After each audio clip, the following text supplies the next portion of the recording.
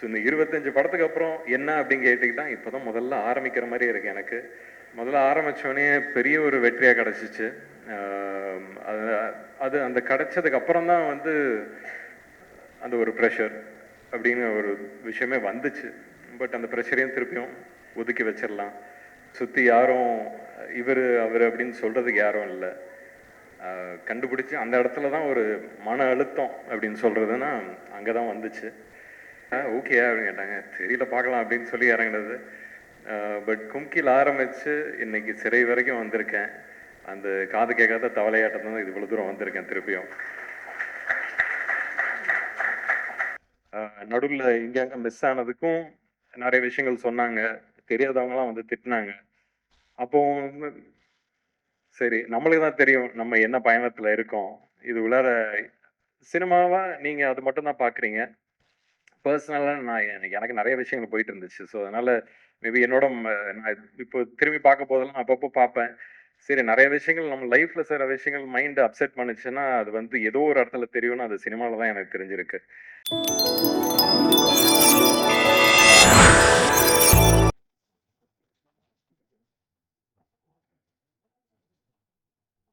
எல்லாருக்கும் வணக்கம். நன்றியும் கூட. ரொம்ப ரொம்ப சந்தோஷமா இருக்கு. இன்னைக்கு இப்படி ஒரு அவார்ட் ஃபங்க்ஷன் பார்த்து ரொம்ப வருஷம் ஆச்சு எனக்கு. எங்கள் அப்பாவோட அவார்ட் ஃபங்க்ஷனுக்கு 1, 2க்கு போயிருக்கேன். இன்னைக்கு வந்து நாங்கள் நடித்த படம் அதுக்கு அவார்டு கிடைக்குதுங்கிற போது ரொம்ப சந்தோஷமாக இருக்குது. கமல் சார் சொன்னீங்க 4 வருஷம் ஆனதுக்கு அப்புறமும் சிறை ரிலீஸ் ஆச்சு, என் படம் ரிலீஸ் ஆன மாதிரி அப்படின்னு. அப்படி நினச்சாதான் ஒரு டீம் வின் பண்ண முடியுங்கிறதுக்கு உதாரணம் இந்த படம். நான் மட்டும் இல்லை, இப்போ அவார்டு வந்து வாங்கினவங்க வாங்க போகிறவங்க எல்லாருமே இது வந்து அவங்களோட சினிமான லைஃப் கொடுத்துருக்காங்க. ஸோ அவங்க எல்லாருக்குமே நன்றி.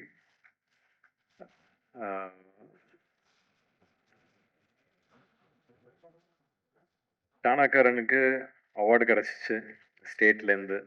அது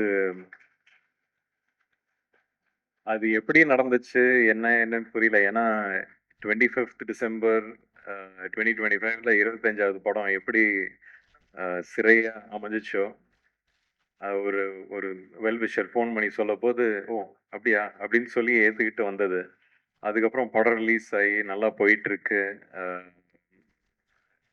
ஸ்டேட் அவார்டுன்னு சொல்ல போது சரி நம்மளுக்கு அன்னைக்கு எவ்வளோ உட்காந்து ஒரு அழுதுருப்போம் ஒரு டீமா.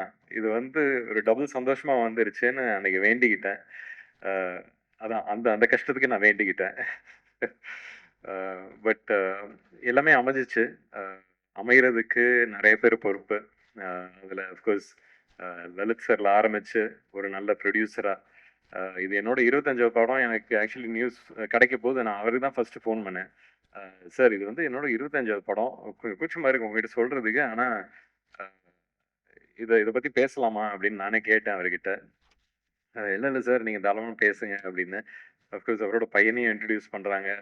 இது மேலே போயிட போதுங்கிற ஒரு பயம் தான் எனக்கு. பட் அதான் அந்த ஒரு மனசார ஒரு நல்ல விஷயம் செய்ய போது அது கரெக்டாக போய் சேர்ற மாதிரி தான் அந்த படம் கரெக்டாக போய் செஞ்சிச்சு. அதுக்குள்ளே இருக்கிற விஷயங்கள் கரெக்டாக போய் செஞ்சிச்சு. ஸோ அதுக்கு வெரி கிரேட்ஃபுல். அண்ட் இது இப்போ சொன்னார் அப்பாவோட பேர் தாத்தாவோட பேர்.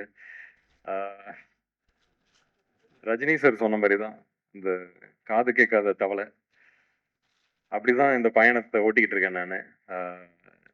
ஸ்கூல்ல ஞாபகம் இருக்கு. ஸ்கூல்ல வந்து ஒதுக்கிடுவாங்க. ஓ இவரோட பையன் இவரோட பேரன் அப்படின்னு சொல்லி ஒதுக்கி நம்மளுக்கு ஒரு அடையாளமே இல்லாம போயிடும். அதெல்லாம் கஷ்டமா இருக்கும். ஸோ அதனால வந்து ஓடிடுவேன். ஏதாவது ஒரு பிளேக்கு கூப்பிட்டாங்கன்னா ஓடிடுவேன். ஏதாவது வந்து பாடுன்னு சொன்னா ஓடிடுவேன்.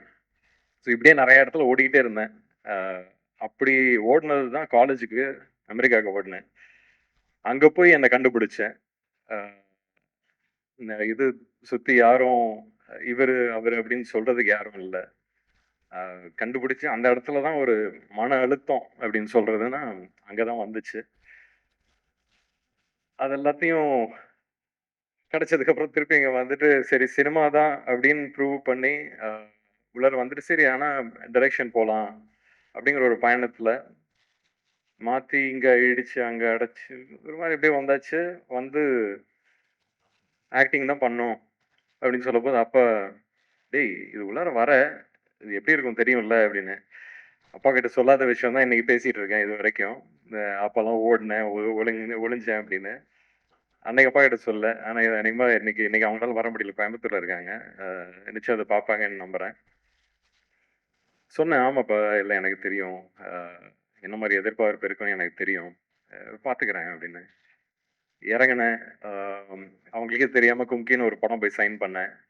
அதுக்கப்புறம் அவங்களுக்கு போய் சொன்னது, என்னடா ரெடியா ஓகேயா அப்படின்னு கேட்டாங்க. தெரியல பார்க்கலாம் அப்படின்னு சொல்லி இறங்கினது. பட் கும்கியில் ஆரம்பிச்சு இன்னைக்கு சிறை வரைக்கும் வந்திருக்கேன்.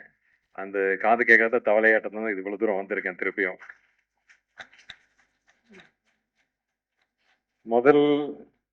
முதல்ல ஆரம்பிச்சோடனே பெரிய ஒரு வெற்றியா கிடைச்சிச்சு.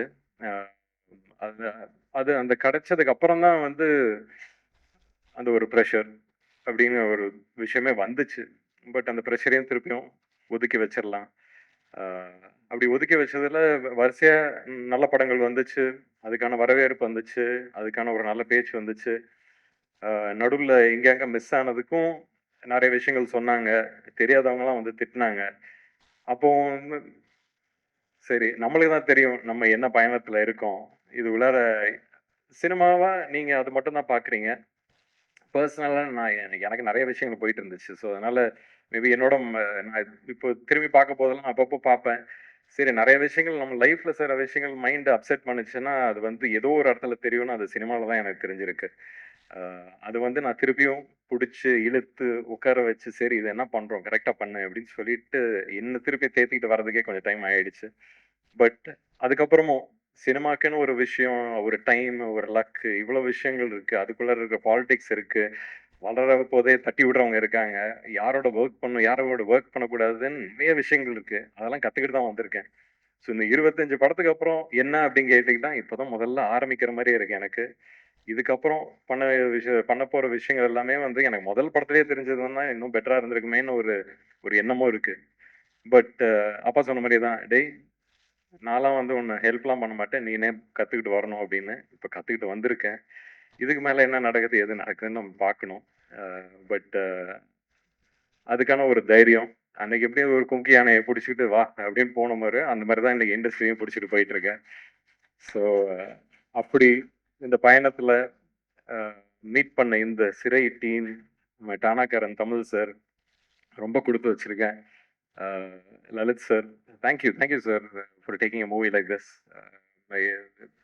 அக்ஷய் சொன்ன மாதிரி தான், தமிழ், தெலுங்கு, மலையாளம் எல்லா இண்டஸ்ட்ரியிலேருந்தும் ஃபோன் பண்ணி இந்த படத்தை பற்றி பேசுகிறாங்க. இந்த படம் ஒரு விஷயம் பண்ணுது. ஒரு படம் என்ன பண்ணணுமோ, ஒரு கதை ஒருத்தர்கிட்ட அது போய் சேரப்போது அது என்ன பண்ணணுமோ அதை பண்ணுது. அதுதான் சிறை.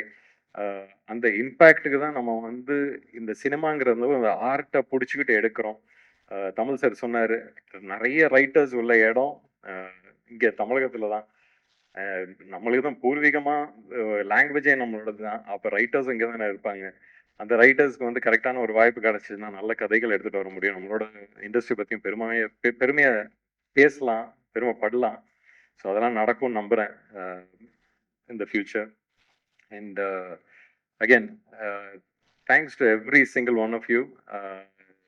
அக்ஷய் முதல் படத்துலேயே வர ஒரு சக்ஸஸ்ங்கிறது வந்து எப்படி எடுத்துக்கணும்னா, இப்போ இவங்களுக்குலாம் இப்போ பாகுபலி வந்துச்சு, இல்லை மகதீரா வந்துச்சுன்னு வச்சுங்களேன். உங்களுக்கு அந்த மாதிரி ஒரு பட்டம் ஏற்கனவே உங்கள் கையில் வச்சுருக்கீங்கன்னு வச்சுங்க. அடுத்தடுத்து வர்றது 4 படம் ஆகுதோ, இல்லை அடுத்த படமே ஆகும் அப்படிலாம் நினைக்காதீங்க. அது வரும், நடக்கும். எனக்கு என்னோட ஜேர்னியை வச்சு தான் உங்களுக்கு சொல்கிறேன், மை எக்ஸ்பீரியன்ஸ்.